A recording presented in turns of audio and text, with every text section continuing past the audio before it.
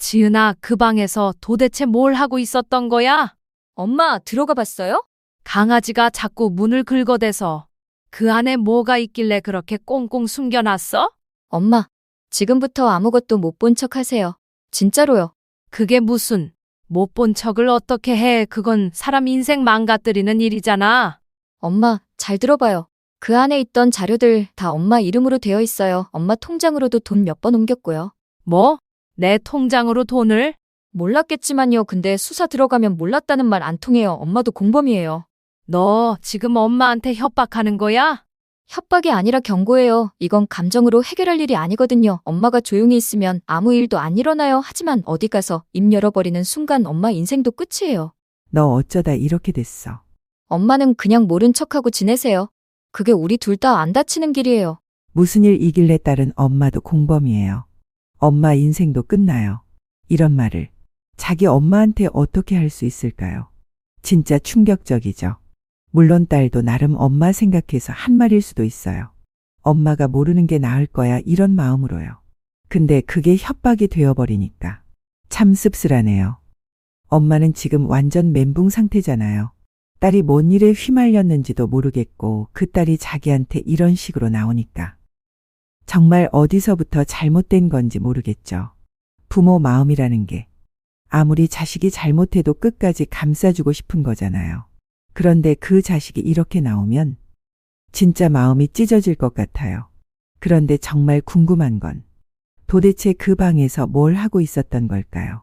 엄마 이름으로 된 자료들, 엄마 통장으로 옮긴 돈 과연 무슨 일일까요? 자, 그럼 이제 이 충격적인 상황의 전말을 한번 들어보실까요? 68년을 살아오면서 이런 일을 겪게 될 줄은 정말 몰랐어요. 서울 변두리에서 작은 반찬 가게를 운영하며 평범하게 살아가던 제게 찾아온 시련이었죠. 그날이 5월 중순이었는데 딸 지은이한테서 급하게 연락이 왔어요. 엄마, 급성 담낭염으로 응급실에 왔어요. 수술 받아야 할 것 같은데 우리 집 강아지들 좀 돌봐주실 수 있어요? 목소리가 많이 아파 보였어요. 사위는 마침 해외 출장 중이고 손자는 기숙사 생활을 하고 있어서 제가 가는 수밖에 없었죠. 평소에 딸이 IT 회사 대표라고만 알고 있었는데 강남에 있는 집은 한 번도 가본 적이 없었거든요. 항상 딸이 저희 집으로 와서 만났으니까요. 그런데 그 며칠이 제 인생을 완전히 바꿔놓을 줄은 꿈에도 몰랐어요. 급하게 반찬 가게 문을 닫고 지하철을 탔어요. 강남구 신사동이라고 하던데 평생 그쪽 동네는 가본 적이 없어서 스마트폰 지도를 보면서 겨우겨우 찾아갔죠. 지하철역에서 나와서도 한참을 헤맸는데 주변이 온통 높은 건물들 뿐이더라고요. 딸이 알려준 주소를 찾아가니까 정말 크고 번쩍거리는 신축 건물이 나타났어요. 로비부터가 호텔 같았죠. 경비원이 정장을 입고 서 있는데 제가 들어가니까 이상하게 쳐다보더라고요. 방문증을 써달라고 하면서 어디 가냐고 물어보길래 딸 집에 간다고 했어요. 28층 말씀이세요? 거기 평소에 방문객이 별로 없는데? 경비원 말이 좀 이상했지만 그냥 넘어갔어요. 엘리베이터를 타고 28층까지 올라가는데 귀가 먹먹할 정도였어요. 문 앞에 서니까 현관문이 일반 아파트와는 달랐어요. 뭔가 두꺼워 보이고 문고리 옆에 이상한 기계가 달려 있더라고요. 손가락을 대는 부분도 있고 카메라 같은 것도 달려 있었죠.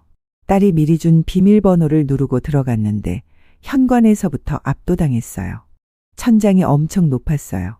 복층이라고 했는데 정말 그랬어요. 거실이 우리 반찬 가게보다 훨씬 넓었고요. 그런데 가구는 별로 없었어요. 대신 이상한 기계들이 곳곳에 놓여 있었죠. 어머, 이게 다 뭐지? 혼자 중얼거리면서 둘러보는데 벽면에 까만 화면들이 여러 개 걸려 있었어요. CCTV 모니터 같은 건데 집안 곳곳이 다 보이더라고요. 현관, 거실, 심지어 화장실 앞까지.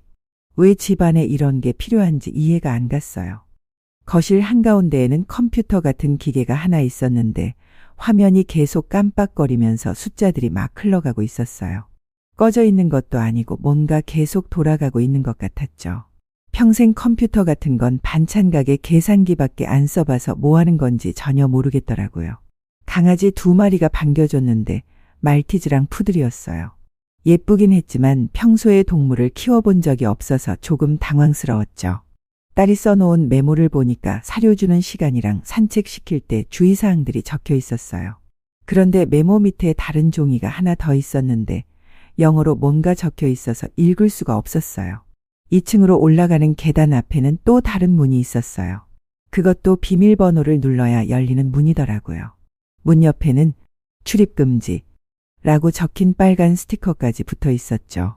엄마, 2층은 제 사무실이에요. 절대 올라가시면 안 돼요. 회사 기밀이 있어서요. 딸이 병원에서 전화로 몇 번이나 당부했던 말이 생각났어요. 그때는 단순히 일 관련 자료들이 있어서 그런가 보다 했는데 지금 생각해 보니까 문 자체가 너무 삼엄했어요. 거실 한쪽에는 큰 냉장고가 있었는데 열어보니까 일반 가정집 냉장고가 아니었어요. 에너지 드링크가 한가득 들어있고 각종 영양제 병들이 줄지어 서 있었죠. 제대로 된 음식은 하나도 없었어요. 김치나 반찬 같은 건 당연히 없고 라면이나 즉석식품도 없었어요. 이 아이가 뭘 먹고 사는 거야? 마음이 좀 씁쓸해졌어요. 아무리 바빠도 이렇게 살면 몸이 상하죠. 현관 쪽을 다시 보니까 택배 상자들이 여러 개 쌓여 있었어요. 그런데 수취인 이름이 다 달랐어요. 김지은, 박미영, 이수진. 딸 이름도 있었지만 모르는 이름들이 더 많았죠. 게다가 보낸 곳도 중국이나 외국 주소들이 많았어요. 왜 다른 사람 택배가 여기로 오는지, 왜 외국에서 이런 걸 주문하는지 궁금했지만 딸한테 물어보기로 하고 일단 넘어갔어요. 화장실에 갔는데 거기서도 이상한 걸 발견했어요. 세면대 밑에 쓰레기통이 있었는데 안에 휴대폰 여러 개가 들어있었어요. 고장 난 건지 버리는 건지 모르겠지만 왜 이렇게 많은 휴대폰이 있는지 이해가 안 갔죠. 저녁이 되어서 강아지들 산책을 시키러 나갔는데 엘리베이터에서 같은 층에 사는 분을 만났어요. 아, 28층에 사시는 분이세요? 평소에 못 뵀는데요. 아니에요. 딸이 아픈 동안 잠깐 와 있는 거예요. 아, 그러시구나. 그런데 평소에 밤에 소음이 좀 있어서요. 무슨 일 하시는지. 여러 사람 목소리도 들리고요. 이상했어요. 딸은 조용한 편인데 무슨 소음이 날까 싶었죠. 여러 사람이 온다는 것도 의외였고요. 딸이 말하길 혼자 재택근무를 한다고 했는데요. 혹시 몇 시쯤 시끄러운가요? 새벽 시간대에 특히 심해요. 2시, 3시에도 불이 켜져 있고 사람들 왔다 갔다 하는 소리가 나거든요. 그분은 그냥 웃으면서 지나가셨지만 뭔가 찜찜한 기분이 들었어요. 새벽에 사람들이 온다니 대체 무슨 일을 하는 걸까요? 산책을 마치고 집으로 돌아왔는데 현관문 앞에 또 택배가 와 있었어요. 이번엔 받는 사람 이름이 최민수라고 되어 있었어요. 남자 이름이었죠. 왜 남자 이름으로 온 택배가 딸 집에 있는지 정말 이해할 수 없었어요. 딸 집에서 첫날 밤을 보내는데 잠이 안 왔어요. 침실에 누워 있는데 새벽 3시가 넘어서도 계속 휴대폰 알림음이 울렸어요. 그런데 제 폰이 아니라 집안 어디선가에서 나는 소리였죠. 한 개가 아니라 여러 개가 동시에 울리는 것 같았어요. 살금살금 나가서 보니까 거실 테이블 위에 휴대폰이 5개나 놓여 있었어요. 전부 다른 모델이고 화면에 메시지들이 막 떠오르고 있었죠. 가까이 가서 보려고 했는데 글씨가 작아서 잘 안 보였어요. 그런데 몇 개는 읽을 수 있었어요. 팀장님, 타겟 서버 접속 완료했어요. 작업 마무리됐어요. 다음 지시 기다리고 있겠어요. 무슨 뜻인지 몰랐지만 딸이 정말 중요한 일을 하는구나 싶었어요. 새벽에도 이렇게 직원들이 연락을 하다니 얼마나 바쁜 회사인지 짐작이 갔죠. 그런데 딸한테서도 계속 연락이 왔어요. 병원에 입원해 있으면서도 노트북을 몇 대나 가져다 달라고 하더라고요. 엄마, 제 방에 노트북이 3대 있는데 전부 병원으로 가져다 주실 수 있어요? 급한 일이 생겨서요. 아픈 몸으로도 일을 해야 하는 딸이 안쓰러웠어요. 하지만 조금 이상하기도 했죠. 입원 중인데 노트북을 3대나 써야 할 일이 뭔지 궁금했거든요. 아침에 강아지 산책을 시키고 돌아오니까 현관 앞에 사람이 서 있었어요. 20대 남자 둘이었는데 정장은 입었지만 뭔가 어색해 보였어요. 넥타이도 제대로 안 매고 구두도 낡아 보였죠. 안녕하세요. 지은 씨 동료예요. 급한 일이 있어서 왔는데요.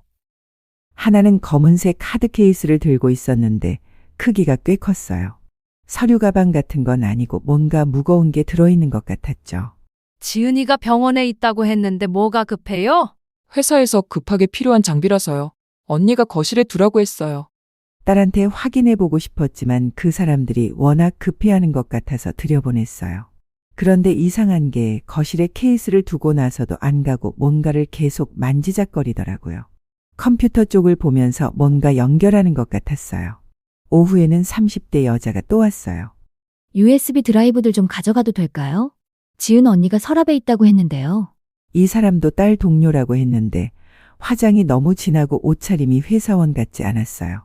서랍을 뒤지면서 작은 USB들을 여러 개 챙겨갔는데 왜 이런 걸 가져가는지 이해가 안 갔어요. 저녁에는 40대 남자가 왔어요. 서버 점검차 왔어요. 지은 대표님께서 부탁하셔서요. 그런데 이 사람은 작업복도 안 입고 그냥 평상복 차림이었어요. 진짜 전문 기사 같지 않았죠.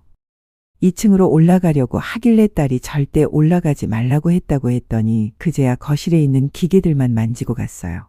이 사람들 모두 한 가지 공통점이 있었어요. 저와 눈을 마주치려 하지 않았어요. 그리고 최대한 빨리 일을 끝내고 나가려고 했죠. 이날부터는 정말 이상한 전화들이 오기 시작했어요. 집 전화로 걸려오는데 제가 받으면 바로 끊어버리더라고요. 처음에는 실수인 줄 알았는데 계속 그러니까 뭔가 수상했어요. 한 번은 제가 빨리 받았는데 상대방이 저를 딸로 착각하고 말하더라고요. 지은아, 타겟 기업 내부망 진입 성공했어. 고객 개인정보 추출 완료했고 리스트 지금 전송할게. 무슨 말인지 전혀 이해할 수 없었어요. 타겟이 뭐고 내부망이 뭔지 개인정보 추출이 뭔지 말이에요. 그냥 어려운 컴퓨터 용어인가 보다 했죠. 지은이가 아니에요. 엄마예요. 그러자 전화가 바로 끊어졌어요. 또 다른 전화에서는 이런 말을 했어요. 다음 프로젝트 준비해줘. 이번엔 금융권이니까 더 조심해서 해야 해. 금융권이라니 딸이 은행 일도 하는 건가 싶었어요. IT 회사가 은행 시스템도 만드나 보다 생각했죠. 하지만 이런 전화들이 계속 오면서 뭔가 이상하다는 생각이 들기 시작했어요. 왜 이렇게 비밀스럽게 이야기하는 걸까요? 이날은 정말 충격적인 일이 있었어요. 새벽 2시쯤에 소음 때문에 잠이 깼는데 2층에서 여러 사람들의 목소리가 들렸어요. 그런데 딸은 병원에 있는데 누가 올라가 있는 거죠? 조심스럽게 계단 아래까지 가서 들어보니까 정말로 사람들이 있었어요. 남자 목소리, 여자 목소리가 섞여서 뭔가 진지하게 이야기하고 있었죠. 이번 주 안에 마무리해야 해.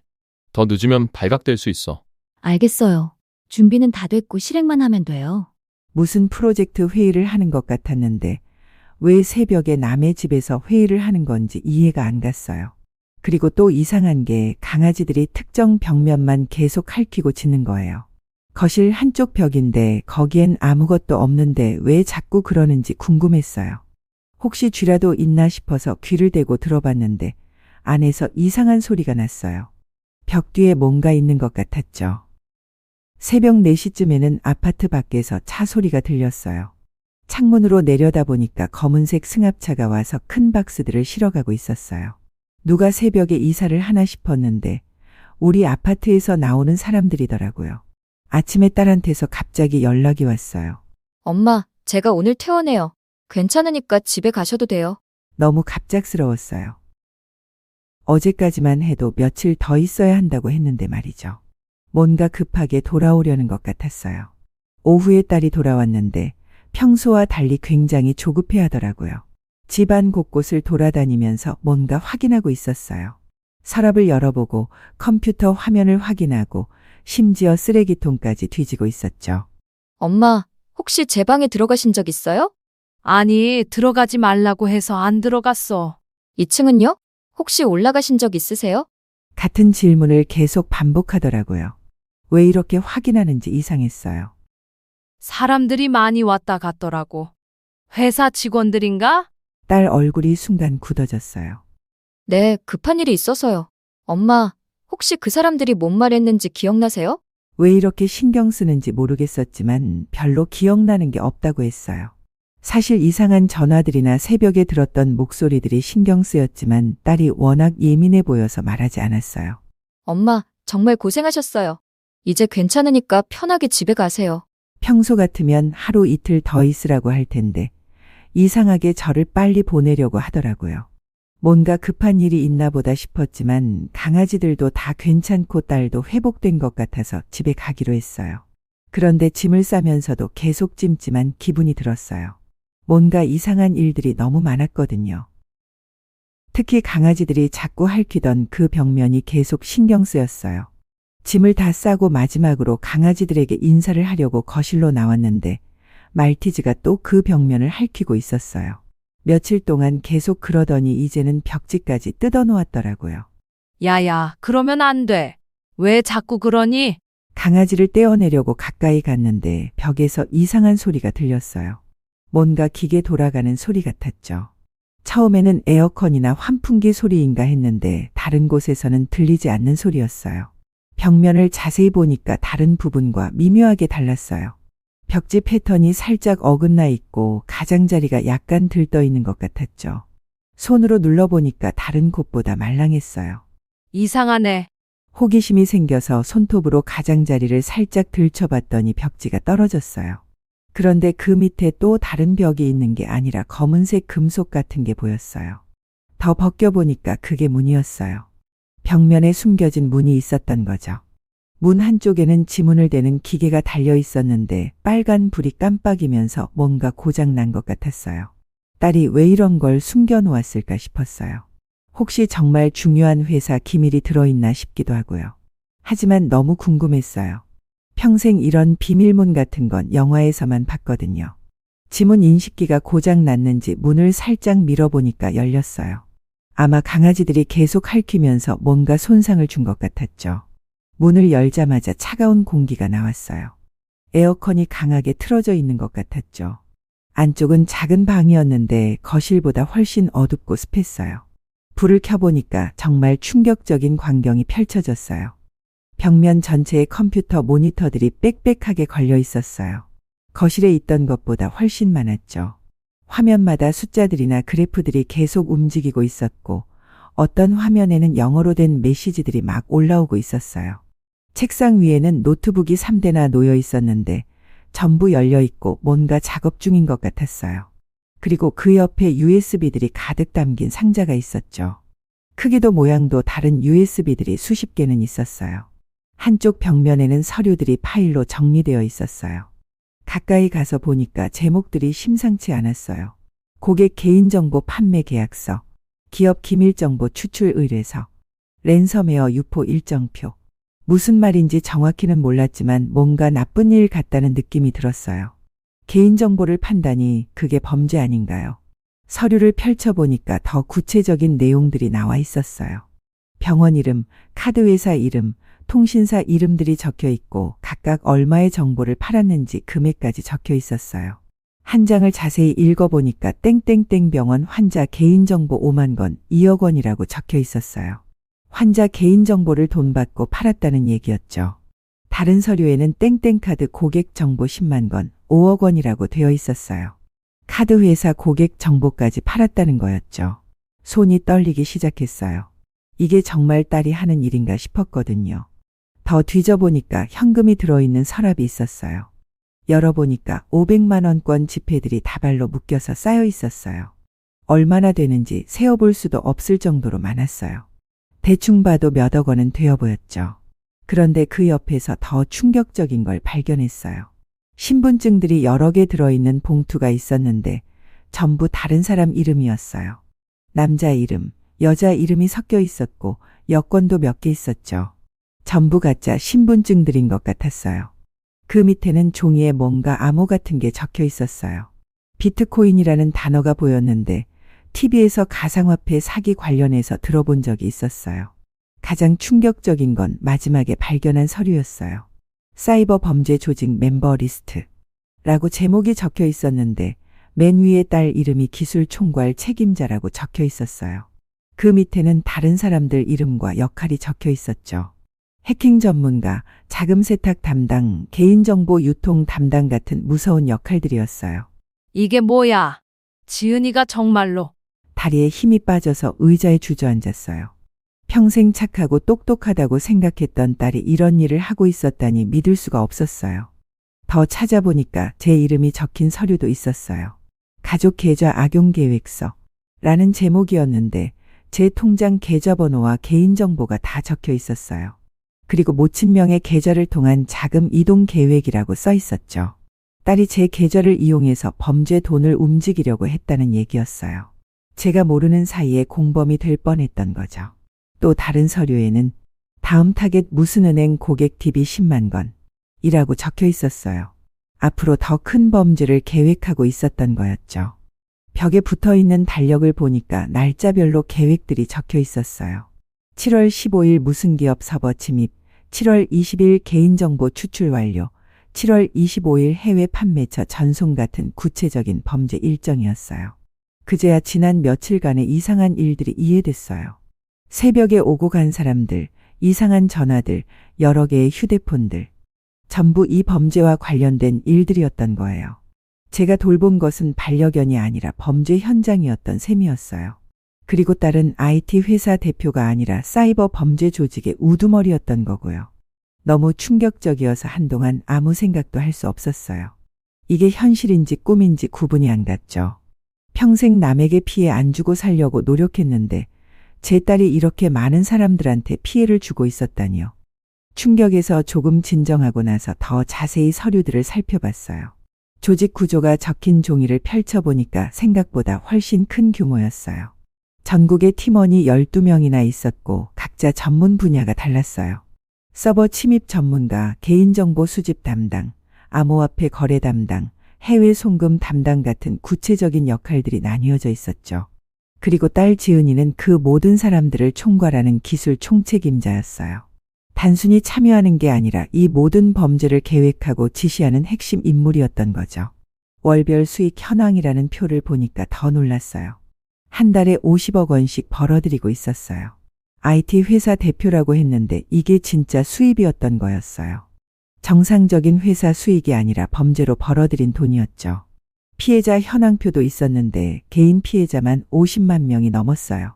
병원 환자들, 카드회사 고객들, 통신사 가입자들. 얼마나 많은 사람들이 딸 때문에 피해를 받는지 생각하니까 머리가 어지러웠어요. 더 무서운 건 해외 연결망이었어요.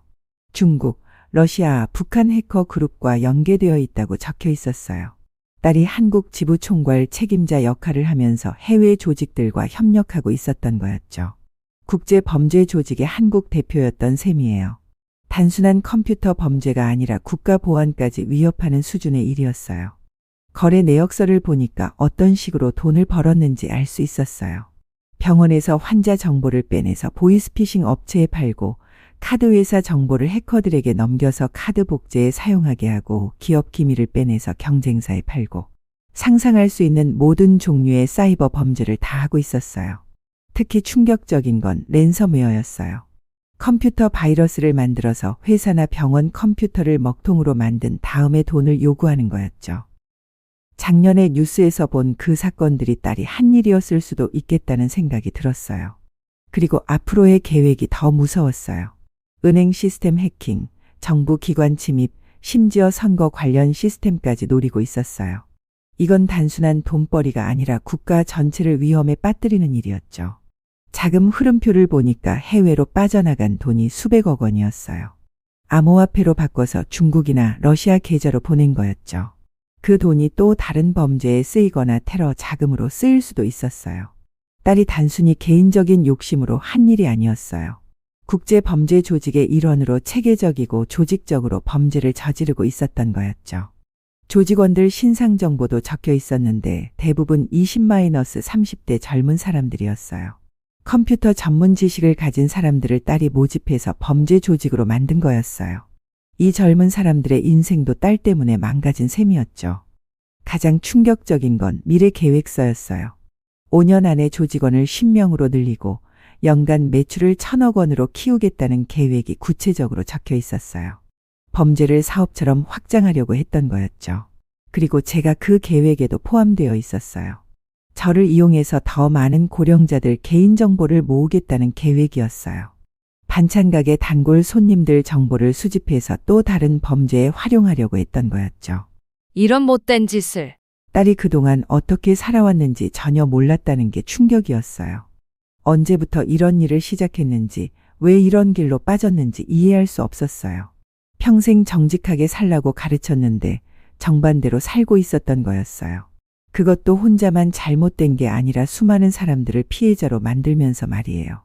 제 통장 정보까지 악용하려고 했다는 게 더 배신감을 느끼게 했어요.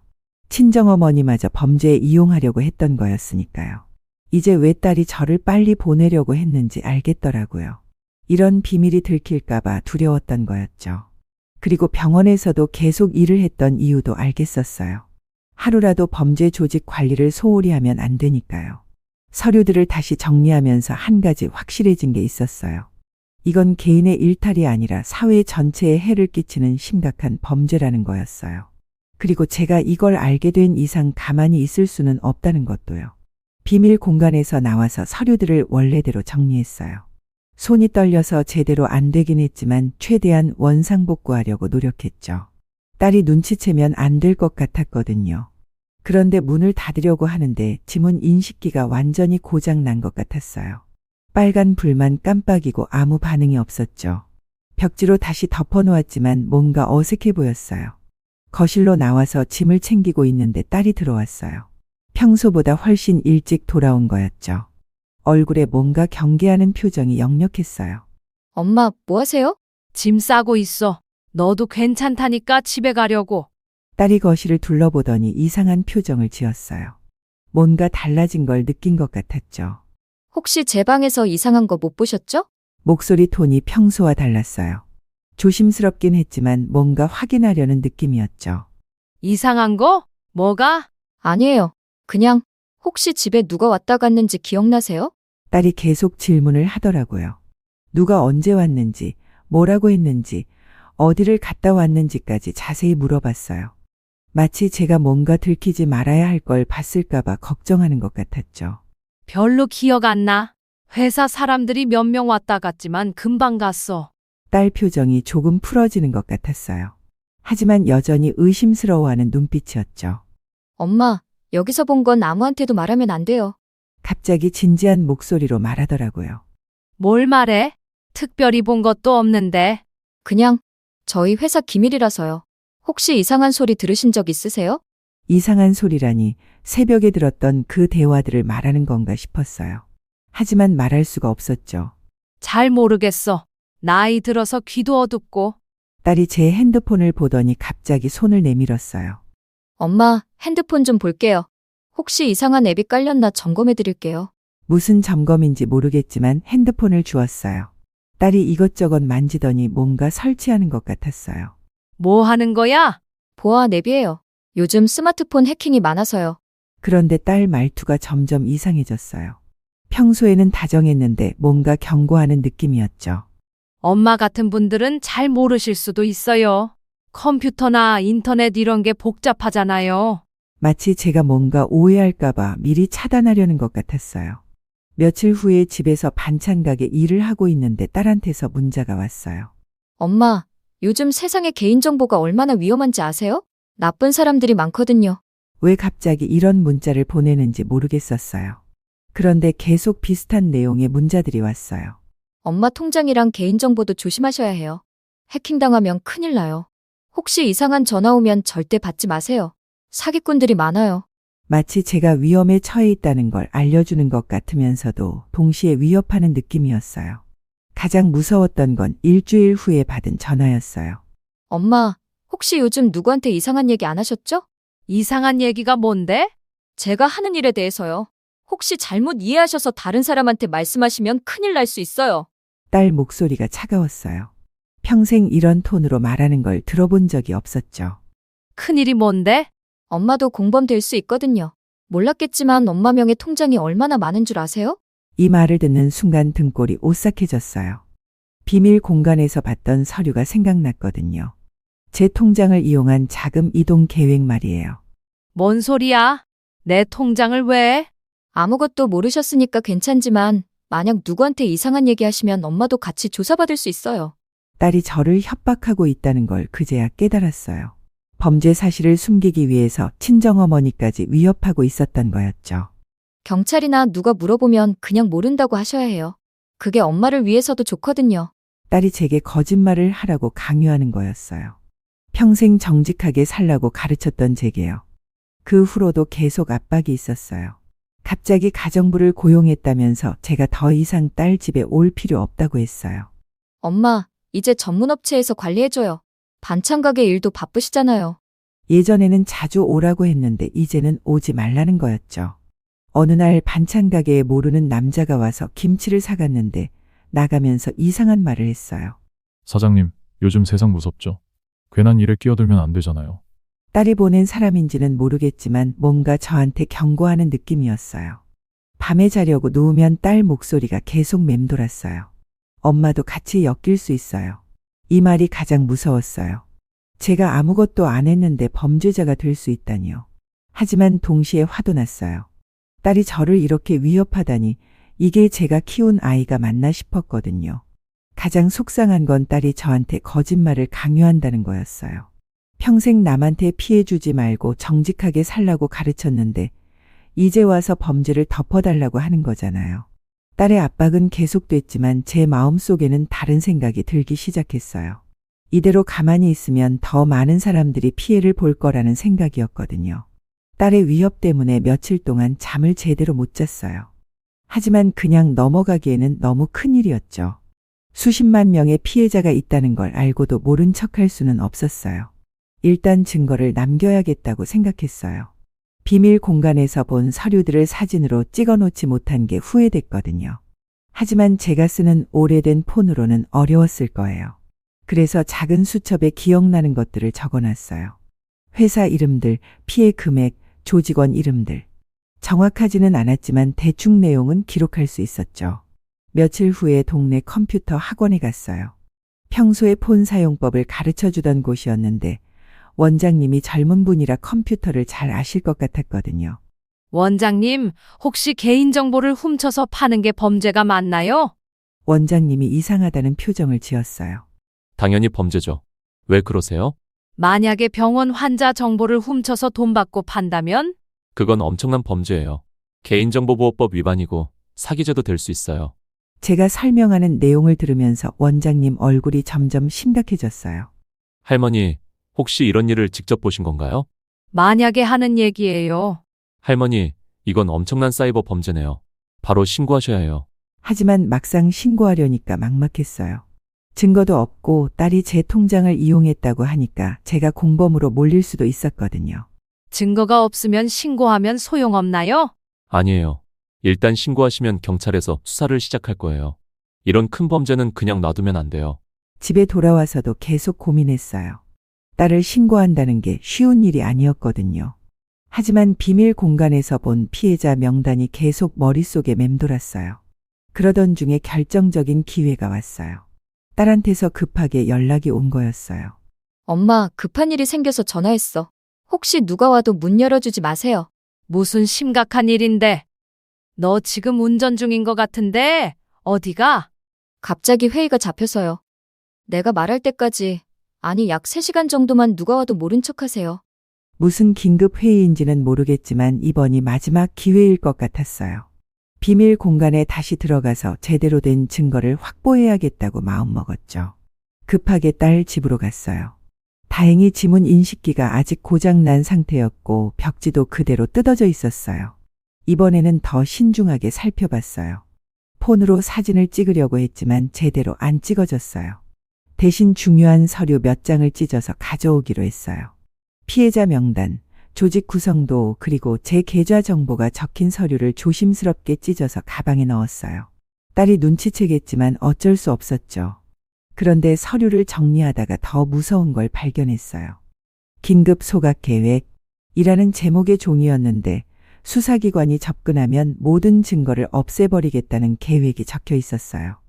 6월 30일까지 모든 물리적 증거 소각, 서버 하드디스크 완전 포맷, 관련자들 해외 도피 계획 실행. 딸이 이미 꼬리를 자를 준비를 하고 있었던 거였어요. 조직원들을 해외로 도피시키고 모든 증거를 없애버리려는 계획이었죠.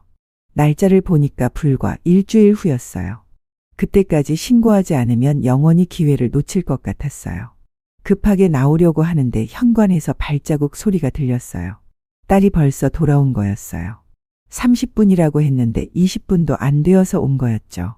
다행히 비밀 공간 문을 닫고 벽지로 대충 가려놓을 수 있었어요. 하지만 완전히 원래대로 되지는 않았어요. 딸이 들어오면서 저를 보고 깜짝 놀라더라고요. 엄마? 왜 여기 계세요? 강아지들이 보고 싶어서 잠깐 왔어. 딸이 의심스러운 눈으로 저를 쳐다봤어요. 제가 뭔가 숨기고 있다는 걸 눈치챈 것 같았죠. 혹시 이상한 건 못 보셨죠? 뭐가 이상해? 그냥 강아지들하고 놀았어. 하지만 딸이 거실을 둘러보더니 뭔가 다르다는 표정을 지었어요. 특히 그 벽면 쪽을 유심히 보더라고요. 엄마, 정말 아무것도 안 하셨죠? 목소리가 점점 차가워졌어요. 제가 거짓말하고 있다는 걸 확신하는 것 같았죠. 그때 가방 안에 있는 찢어온 서류가 계속 신경 쓰였어요. 딸이 발견하면 정말 큰일 날 것 같았거든요. 그럼 이제 가볼게. 최대한 자연스럽게 집을 나왔지만 심장이 터질 것 같았어요. 이제 정말 선택해야 할 시간이 온 거였죠. 딸을 신고하거나 아니면 평생 이 비밀을 안고 살거나. 하지만 가방 안에 서류를 만지면서 마음이 굳어졌어요. 이대로 넘어갈 수는 없었어요. 너무 많은 사람들이 피해를 보고 있었고 앞으로 더 큰 피해가 예상됐거든요. 집에 돌아와서 찢어온 서류들을 다시 펼쳐봤어요. 확실한 증거였어요. 이제 신고할 용기만 내면 되는 거였죠. 서류를 챙기고 나오려고 하는데 현관문 열리는 소리가 들렸어요. 딸이 생각보다 빨리 돌아온 거였죠.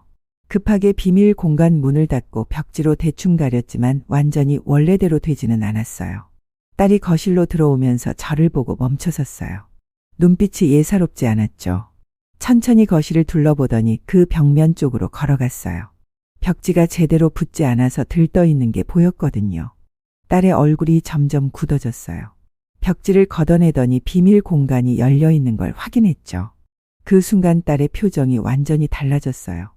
평소의 다정함은 온데간데 없고 차갑고 날카로운 눈빛이었죠. 더 이상 숨길 수가 없었어요. 가방에는 찢어온 서류들이 들어있고 딸은 이미 다 눈치챈 상태였거든요. 지은아, 이게 다 뭐니? 제가 먼저 물어봤어요. 딸이 잠깐 멈춰 서더니 한숨을 깊게 쉬었어요. 엄마는 평생 반찬 가게만 하시니까 모르시는 거예요. 세상이 이런 거예요. 딸이 냉정하게 대답했어요. 뉘우치는 기색이 전혀 없었죠. 마치 당연한 일인 것처럼 말하는 게 더 충격적이었어요. 제 목소리가 점점 커졌어요. 42년 동안 키운 딸이 이런 일을 하고 있다는 게 믿어지지 않았거든요. 사람들 개인정보를 훔쳐서 돈을 받고 파는 일, 병원 환자들과 카드회사 고객들이 얼마나 피해를 봤을지 생각하니까 화가 치밀어 올랐어요. 딸은 오히려 제게 따지듯이 말했어요. 보안이 허술한 회사들이 문제고 자신들은 그걸 이용할 뿐이라고 하더라고요. 평생 정직하게 산 제 삶을 무시하는 것 같아서 더 화가 났죠. 정직하게 살면 뭐가 남느냐고 반찬 가게 하면서 얼마나 고생했느냐고 말하는 딸을 보면서 정말 기가 막혔어요. 그래도 남의 돈 훔치는 것보단 낫다고 했더니 딸은 이게 훔치는 게 아니라 기술이라고 하더라고요. 제 세대는 이해 못해도 이게 미래라면서 자신의 범죄를 정당화했어요. 그때 제 가방에서 서류가 보이는 걸 딸이 발견했어요. 급하게 가방을 뒤지더니 찢어간 서류들을 확인하더라고요. 딸 얼굴이 완전히 굳어졌어요. 이제 정말 위험한 상황이라는 걸 느꼈죠. 이걸 증거로 사마 경찰서에 갈 거라고 했더니 딸이 제 팔을 붙잡더라고요. 친정딸을 신고하겠냐고, 신고하면 저도 같이 끝난다고 협박했어요. 제 명의 계좌가 얼마나 많이 연결되어 있는지 안다면서 말이에요. 하지만 이미 각오는 되어 있었죠. 그래도 해야 할 일이라고 답했어요. 딸이 점점 목소리를 높이더라고요. 자신이 얼마나 많은 사람들을 먹여 살리는지 조직원들과 가족들이 있다고 했어요. 하지만 그 사람들도 범죄자들이라는 생각밖에 안 들었어요. 갑자기 딸이 울먹이기 시작했어요. 이 일을 그만두면 가족이 어떻게 될지 모른다면서요. 하지만 동정심이 들지 않았어요. 수십만 명의 피해자를 생각하면 말이에요. 아직 늦지 않았으니 그만두고 자수하라고 했더니 한 번 이 일 시작하면 빠져나올 수 없다고 하더라고요. 마치 조직에서 벗어날 수 없는 것처럼 말했어요. 그럼 더더욱 신고해야 한다고 했죠. 딸이 자신도 피해자인 것처럼 행동했어요. 신고하면 자신이 죽을 수도 있다고, 이 조직이 얼마나 무서운지 모른다고 했어요. 심지어 조직 안에 경찰과 검사도 있다는 무서운 말까지 했죠. 하지만 포기할 수는 없었어요. 이미 너무 많이 봤거든요. 딸이 제 어깨를 붙잡고 흔들면서 마지막으로 애원했어요. 모른 척 해달라고, 없던 일로 해달라고 했죠. 하지만 거절했어요. 그러자 딸 얼굴에서 마지막 애원하는 표정이 사라졌어요. 완전히 차가운 표정으로 바뀌더라고요. 엄마, 정말 저를 버리시는 거예요? 제가 답했어요. 버리는 게 아니라 구하는 거라고, 더 늦기 전에 말이에요. 딸이 소리를 지르더라고요. 제가 자신의 인생을 망친다면서요. 그 순간 저는 확신했어요. 이 아이는 이미 구제불능이라는 걸요. 언제부터 이런 일을 했는지 모르겠지만 이건 사람이 할 일이 아니라고 말했어요. 딸이 저를 빤히 쳐다보더니 차가운 목소리로 각오하겠다고 했어요. 그리고 휴대폰을 꺼내더니 누군가에게 전화를 걸었어요. 긴급 상황이니 계획을 앞당겨야 한다고 말하더라고요. 딸이 제 앞에서 범죄 조직에 연락하고 있었어요. 더 이상 숨기지도 않더라고요. 전화를 끊고 나서 딸이 마지막으로 물었어요. 정말 신고할 거냐고. 그렇다고 답했더니 이제 가족이 아니라고 하더라고요. 그 순간 정말로 관계가 끝났다는 걸 느꼈어요. 딸이 제게 등을 돌린 거였죠. 가슴이 찢어지는 것 같았지만 동시에 마음이 굳어졌어요. 이제 정말 신고해야겠다는 결심이 섰거든요. 딸이 집에서 나가라고 했어요. 다시는 오지 말라면서요. 저도 더 이상 할 말이 없었어요. 가방을 들고 집을 나오면서 뒤돌아보니 딸이 창문에서 저를 내려다보고 있었어요. 그 차가운 눈빛이 아직도 잊혀지지 않아요. 딸 집에서 나와서 지하철에 앉아 있는데 손이 계속 떨렸어요. 가방 안에 들어있는 서류들이 계속 신경 쓰였죠. 이걸 가지고 경찰서에 가야 하는 건지 아니면 그냥 버려야 하는 건지 머릿속이 복잡했어요. 지하철 안에서 주변 사람들을 보니까 다들 스마트폰을 보고 있었어요. 혹시 이 사람들 개인정보도 딸이 훔쳐간 건 아닐까 하는 생각이 들었죠. 그런 생각을 하니까 더 죄책감이 들었어요. 집에 도착해서도 마음이 편하지 않았어요. 반찬 가게 일을 하면서도 계속 딸 생각만 났거든요. 평생 착하다고 생각했던 아이가 이런 일을 하고 있었다니 제가 어디서 잘못 키웠나 싶었어요. 밤에 잠자리에 누워서도 잠이 안 왔어요. 딸이 마지막에 했던 말들이 계속 맴돌았거든요. 이제 가족이 아니라는 그 차가운 말투, 각오하라는 위협적인 목소리. 정말 제가 아는 딸이 맞나 싶었어요. 며칠 동안 정말 고민이 많았어요. 한편으로는 그래도 내가 낳고 기른 딸인데 신고하는 게 맞나 싶었고, 다른 한편으로는 이대로 넘어가면 더 많은 사람들이 피해를 볼 거라는 생각이 들었거든요. 반찬 가게 단골 손님들을 보면서도 복잡한 심정이었어요. 혹시 이분들 개인정보도 딸이 노리고 있는 건 아닌가 싶었죠. 특히 나이 드신 분들은 스마트폰이나 인터넷을 잘 모르시니까 더 쉬운 표적이 될 수 있을 것 같았어요. 일주일쯤 지났을 때 TV에서 뉴스를 보게 됐어요. 대형 병원에서 환자 개인정보가 유출됐다는 소식이었죠. 수만 명의 환자 정보가 해커들에게 넘어가서 보이스피싱 피해가 급증하고 있다는 내용이었어요. 그 병원 이름을 듣는 순간 가슴이 철렁했어요. 딸의 비밀 공간에서 봤던 서류에 적혀 있던 바로 그 병원이었거든요. 이미 피해가 시작된 거였어요. 뉴스에서 피해자 인터뷰가 나왔는데 70대 할머니가 울면서 말하고 있었어요. 그 할머니를 보니까 제 마음이 너무 아팠어요. 딸 때문에 저런 피해를 보는 사람들이 수없이 많다는 걸 생각하니까 더 이상 망설일 수 없었어요. 그날 밤에 결심했어요. 내가 신고하지 않으면 더 많은 사람들이 저 할머니처럼 피해를 볼 거라고요. 그리고 딸도 더 깊은 구렁텅이로 빠져들 거라는 생각이 들었어요. 다음 날 아침에 관악경찰서 주소를 찾아봤어요. 가방에 서류들을 다시 챙기고 거울을 보니까 제 얼굴이 많이 늙어 보였어요. 며칠 사이에 머리도 더 하얘진 것 같았죠. 경찰서로 가는 길에 마지막으로 한 번 더 생각해 봤어요. 정말 이게 맞는 일인가, 다른 방법은 없을까 싶었거든요. 하지만 딸과 대화했을 때를 떠올려 보니 답이 나왔어요. 딸은 자신이 하는 일이 잘못됐다는 걸 전혀 인정하지 않았거든요. 경찰서 앞에 서니까 다리가 후들거렸어요. 평생 경찰서에 갈 일이 없었는데 이런 일로 오게 될 줄은 몰랐죠. 하지만 뒤돌아갈 수는 없었어요. 내가 신고하지 않으면 더 많은 사람들이 피해를 볼 거야. 혼자서 중얼거리면서 경찰서 문을 열었어요. 이제 정말 돌이킬 수 없는 길이라는 걸 알았지만 후회는 없었어요. 시민으로서 해야 할 일을 하는 거니까요. 관악경찰서에 들어가니까 생각보다 복잡하더라고요. 어디로 가야 할지 몰라서 민원실 직원에게 물어봤어요. 사이버 범죄를 신고하고 싶은데 어디로 가야 하나요? 직원이 좀 이상하다는 표정을 지으면서 2층 사이버 범죄 수사팀으로 안내해 줬어요. 계단을 올라가는데 가슴이 두근거렸죠. 수사팀 사무실에 들어가니까 젊은 형사가 앉아 있었어요. 제가 들어가자 의외라는 표정을 지었어요. 아마 나이 드신 분이 사이버 범죄 신고를 하러 오는 경우가 드문가 봐요. 무슨 일로 오셨나요? 제 딸이 사이버 범죄를 하고 있는 것 같아요. 형사가 깜짝 놀라더라고요. 부모가 자식을 신고하러 오는 경우는 정말 드물다고 하더라고요. 처음에는 반신반의하는 것 같았어요. 할머니가 사이버 범죄를 정확히 파악했을 리 없다고 생각하는 것 같았죠. 하지만 제가 가져온 서류들을 보더니 표정이 완전히 바뀌었어요. 할머니, 이건 진짜 심각한 일이네요. 잠시만 기다리세요. 형사가 급하게 전화를 걸더니 다른 수사관들을 불러왔어요. 팀장이라는 분도 오셔서 제 이야기를 자세히 들었어요. 제가 기억하는 회사 이름들, 계좌번호들, 조직원 정보들을 말하니까 수사관들이 서로 눈빛을 주고받더라고요. 이미 수사 중인 사건들과 연결점이 있는 것 같았어요. 할머니, 이건 단순한 해킹이 아니라 조직적인 사이버 범죄 네트워크예요. 팀장이 심각한 표정으로 말하더라고요. 피해 규모가 워낙 크고 현재 진행형 범죄라서 특별수사팀을 구성해야 한다고 했어요.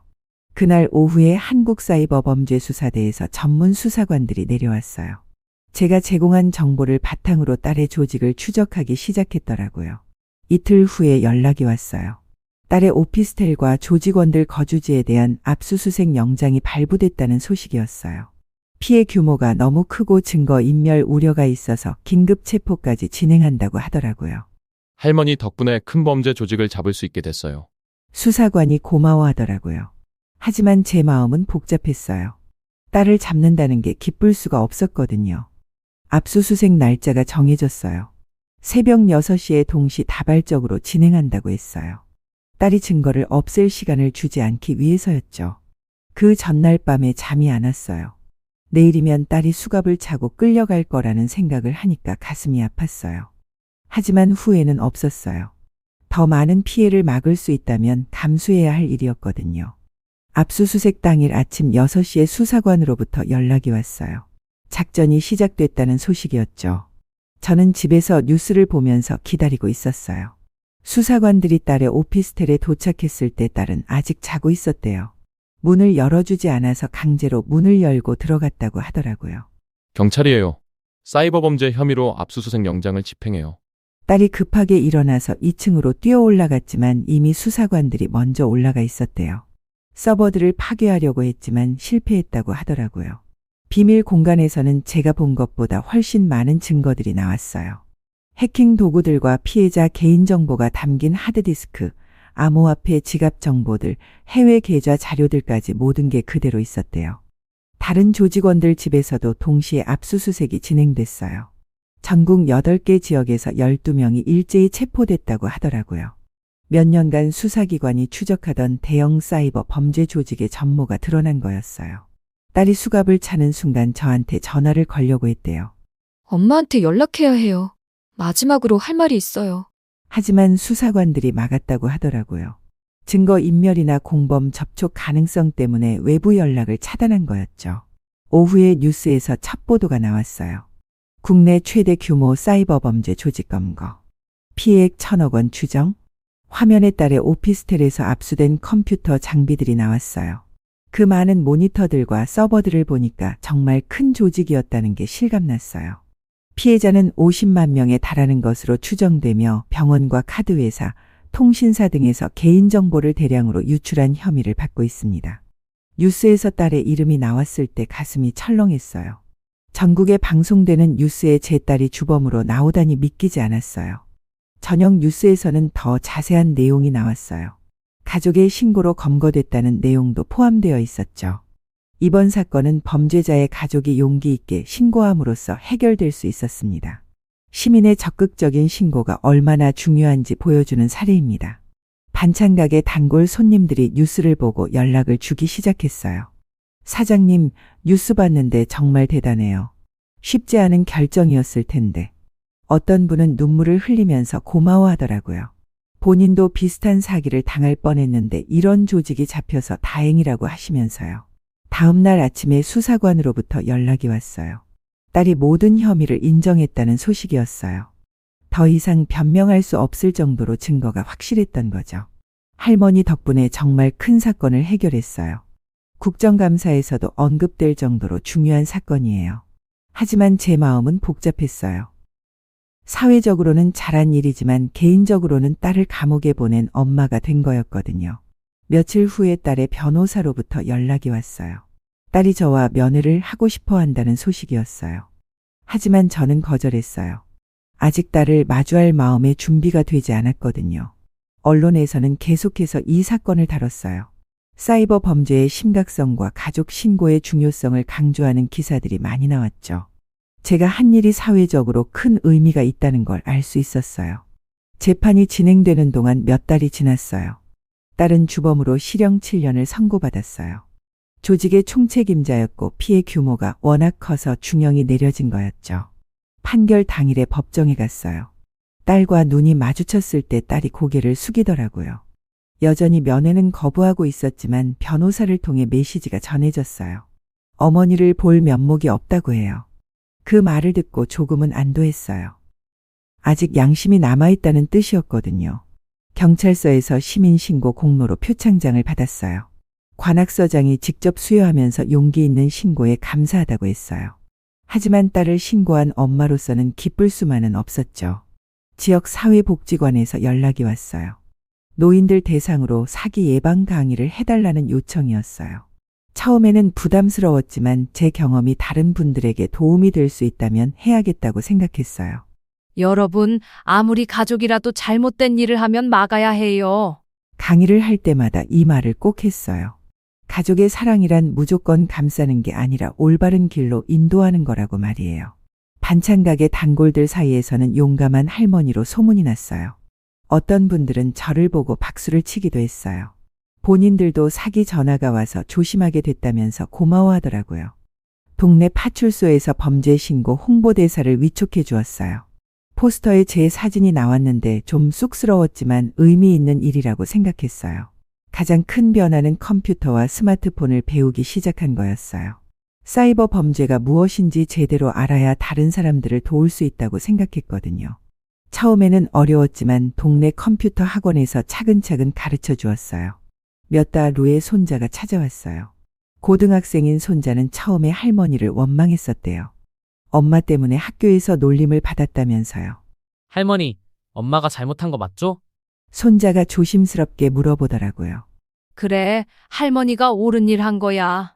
엄마도 언젠가는 이해할 거야. 손자가 눈물을 흘리면서 할머니 손을 잡더라고요. 아직 어린 나이지만 옳고 그름을 구분할 줄 아는 아이였어요. 사위는 이혼을 요구했어요. 범죄자의 가족이라는 낙인 때문에 회사 생활이 어려워졌다고 하더라고요. 안타까웠지만 어쩔 수 없는 일이었어요. 1년이 지나고 나서야 딸과 첫 면회를 했어요. 많이 야위어 있었지만 눈빛은 예전보다 맑아 보였어요. 엄마, 죄송해요. 이제야 제가 얼마나 나쁜 일을 했는지 알겠어요. 딸이 처음으로 진심으로 사과하더라고요. 감옥에서 피해자들의 편지를 받아보고 자신이 한 일의 심각성을 깨달았다고 했어요. 지금도 반찬 가게는 그대로 운영하고 있어요. 평범한 일상으로 돌아왔지만 예전과는 다른 점이 있어요. 사람들이 저를 보는 시선이 달라졌거든요. 용기 있는 할머니로 기억해 주시는 것 같아요. 때로는 후회가 들기도 해요. 다른 방법은 정말 없었을까 하는 생각이 들거든요. 하지만 그때 신고하지 않았다면 더 많은 피해자가 생겼을 거라는 확신이 있어요. 가족의 진정한 사랑이란 무엇인지 많이 생각해 보게 됐어요. 무조건 감싸주는 게 사랑이 아니라 잘못된 길에서 벗어나게 도와주는 게 진짜 사랑이라는 걸 깨달았어요. 지금 이 이야기를 듣고 계신 여러분도 비슷한 상황에 처하신다면 용기를 내시길 바라요. 가족이라는 이름으로 범죄를 덮어서는 안 돼요. 더 많은 사람들이 피해를 보기 전에 신고하는 게 옳은 일이에요. 딸이 출소하면 다시 새로운 삶을 살 수 있을 거라고 믿어요.